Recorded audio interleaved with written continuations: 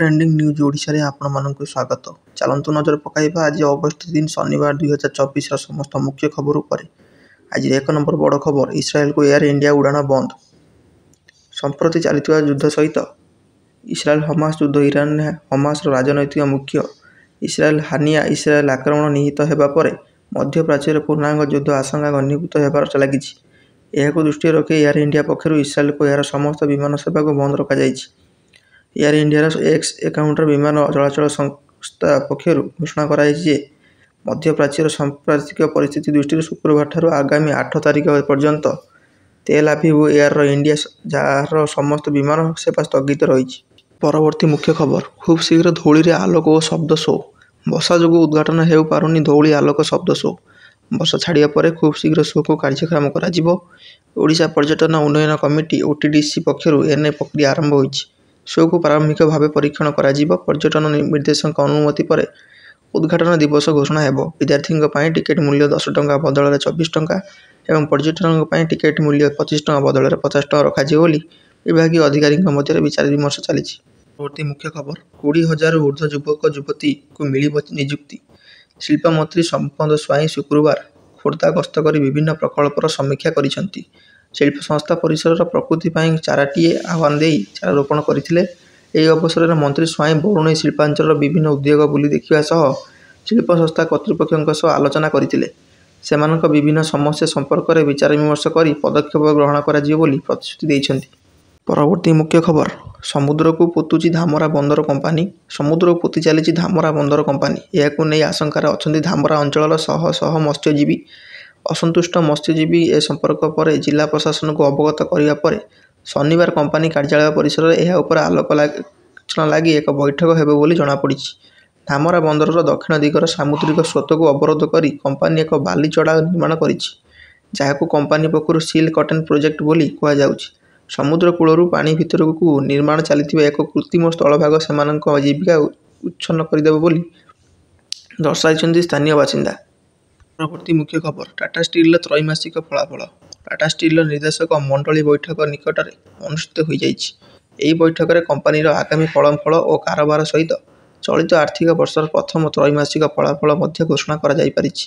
ଏପରିକି କମ୍ପାନୀ ଏହି ସମୟ ମଧ୍ୟରେ 54,771 କୋଟି ଟଙ୍କାର ରାଜସ୍ୱ ଏବଂ 6,822 କୋଟି ଟଙ୍କାର ଇବିଆଇଡିଏ ହାସଲ କରିଛି। ବିଶେଷ କରି ଏହାର ଇବିଆଇଡିଏ ମାର୍ଜିନ୍ 12.5% ରହୁଥିବା ବେଳେ କମ୍ପାନୀର ଲିଡ୍ ଲାଭ 75% ବୃଦ୍ଧି ପାଇ 919 କୋଟି ଟଙ୍କା ହୋଇଛି। ସେହିଭଳି ଏକ ତ୍ରୈମାସିକ ପରେ କମ୍ପାନୀ 3,777 କୋଟି ଟଙ୍କାର ପୁଞ୍ଜି ବ୍ୟୟ କରୁଥିବା ବେଳେ କଳିଙ୍ଗନଗରଠାରେ 5 MPPA ବିଶିଷ୍ଟ ସମ୍ପ୍ରସାରଣ ପର୍ଯ୍ୟାୟକ୍ରମେ କାର୍ଯ୍ୟକାରୀ କରିଛି। ପରବର୍ତ୍ତୀ ମୁଖ୍ୟ ଖବର, ଶେଷ ଦିନର ନିବେଶକ ହରାଇଲେ 5 ଲକ୍ଷ କୋଟି।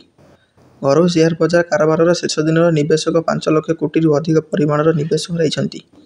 ଫଳରେ ପୁଞ୍ଜି ବଜାର କ୍ଷତି ପରିମାଣ 456.20 ଲକ୍ଷ କୋଟି ଟଙ୍କାରେ ପହଞ୍ଚୁଛି। ଏହା ପୂର୍ବରୁ ପୁଞ୍ଜି ବଜାର ପରିମାଣ ବା ପୂର୍ବ କାର୍ଯ୍ୟ ଦିବସର କାରବାର ଶେଷ ସୁଦ୍ଧା ପୁଞ୍ଜି 461.62 ଲକ୍ଷ କୋଟି ଥିଲା। ଏପରିକି ଶୁକ୍ରବାର କାରବାର ଶେଷ ସୁଦ୍ଧା ବଜାର ପୁଞ୍ଜି 5.42 ଲକ୍ଷ କୋଟି ହ୍ରାସ ପାଇ 456.20 ଲକ୍ଷ କୋଟି ଟଙ୍କାରେ ପହଞ୍ଚିଛି। ପରବର୍ତ୍ତୀ ମୁଖ୍ୟ ଖବର, ଅଷ୍ଟ୍ରେଲିଆକୁ ହରାଇଲା ଭାରତ। ଅଧିନାୟକ ହରମନପ୍ରୀତଙ୍କ ଡବଲ ଗୋଲ୍ ବଳରେ ଭାରତ ପ୍ୟାରିସ୍ ଅଲିମ୍ପିକ୍ସରେ ଶୁକ୍ରବାର ଅନୁଷ୍ଠିତ ପୁରୁଷ ହକି ମ୍ୟାଚ୍ରେ ଶକ୍ତିଶାଳୀ ଅଷ୍ଟ୍ରେଲିଆକୁ 3-2 ଗୋଲ୍ରେ ପରାସ୍ତ କରିଛି। ଟୋକିଓ ଅଲିମ୍ପିକ୍ସରେ ଅଷ୍ଟ୍ରେଲିଆ ରୌପ୍ୟ ପଦକ ଜିତିଥିଲା। କ୍ୱାର୍ଟର ଫାଇନାଲରେ ପ୍ରବେଶ କରି ସାରିଥିବା ଭାରତ ଦୀର୍ଘ 52 ବର୍ଷ ବ୍ୟବଧାନରେ ଅଷ୍ଟ୍ରେଲିଆକୁ ଅଲିମ୍ପିକ୍ସରେ ହରାଇବାରେ ସକ୍ଷମ ହୋଇଛି। ଶେଷଥର ପାଇଁ 1972 ମ୍ୟୁନିଚ୍ ଅଲିମ୍ପିକ୍ସରେ ଭାରତ ପ୍ରତିଦ୍ୱନ୍ଦ୍ୱୀ ଅଷ୍ଟ୍ରେଲିଆ ବିପକ୍ଷରେ ବିଜୟ ହାସଲ କରିଥିଲା।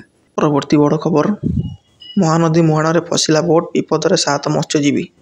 ପାରାଦୀପ ନେହେରୁ ବଙ୍ଗଳା ନିକଟସ୍ଥ ମହାନଦୀ ମୁହାଣରେ ଶୁକ୍ରବାର ଏକ ମାଛଧରା ବୋଟ୍ ଫସିଯାଇଛି।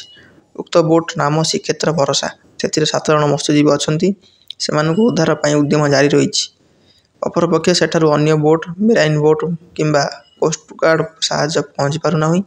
ଶ୍ରୀକ୍ଷେତ୍ର ଭରସା ବୋଟ୍ ଶୁକ୍ରବାର ସମୁଦ୍ର ମଧ୍ୟରେ ଥିବାବେଳେ ଷ୍ଟିଅରିଂ ସୁରାକ୍ ଖରାପ ହୋଇଥିଲା। ତାକୁ ଆଉ ଗୋଟିଏ ବୋଟ୍ ଗୋପାଳଜୀଉ ରଶିରେ ବାନ୍ଧି ମାଛ ଧରା ବନ୍ଦର ଭିତରକୁ ଆଣୁଥିଲା।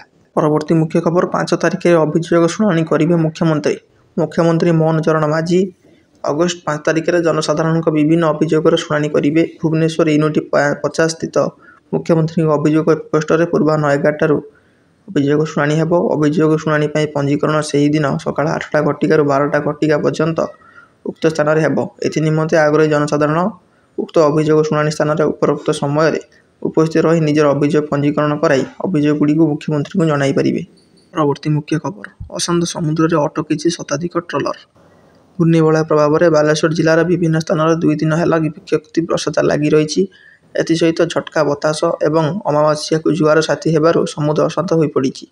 ଏଭଳି ସ୍ଥିତିରେ ଦୀଘା ଉପକୂଳ ଉତ୍ତାଳ ହେବା ସହିତ ଗଭୀର ସମୁଦ୍ରକୁ ଶତାଧିକ ଟ୍ରଲର ମାଛ ଧରିବାକୁ ଯାଇଥିବା ହାଜିରୁର ମତ୍ସ୍ୟଜୀବୀ କୂଳରୁ ନ ଫେରି ସେଠାରେ ନଙ୍ଗର ପକାଇ ଅଟକିଥିବା ଦୀର୍ଘ ମୁହାଣ ମତ୍ସ୍ୟଜୀବୀ ସଂଘ ସୂଚନା ଦେଇଛି। ଏହିପରି ସମସ୍ତ ବଡ଼ ଖବର ଜାଣି ଆଗରେ ରହିବା ପାଇଁ ଚ୍ୟାନେଲଟିକୁ ସବସ୍କ୍ରାଇବ୍ କରିନିଅନ୍ତୁ।